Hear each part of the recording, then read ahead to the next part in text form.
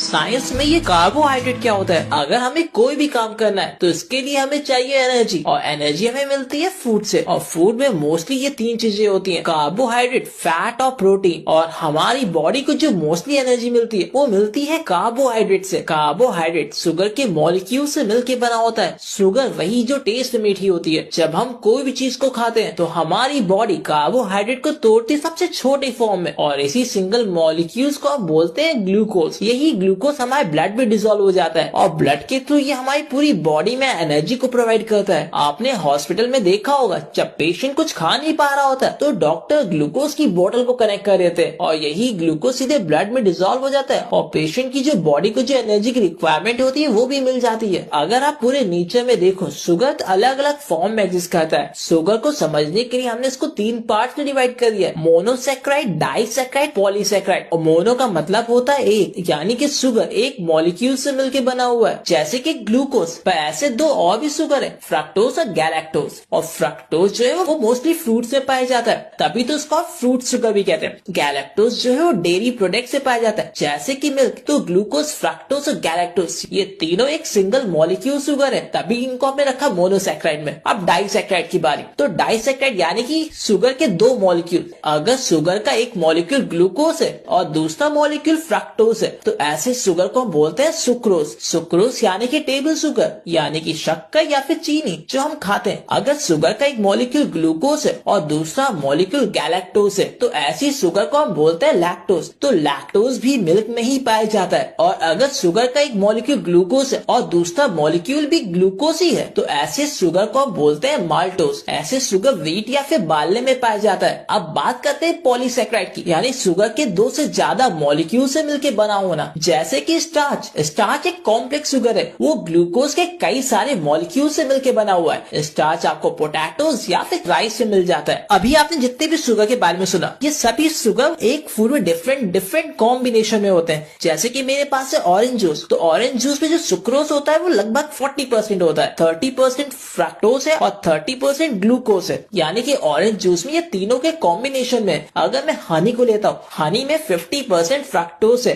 40% glucose है और 10% other sugar है। सिंपल।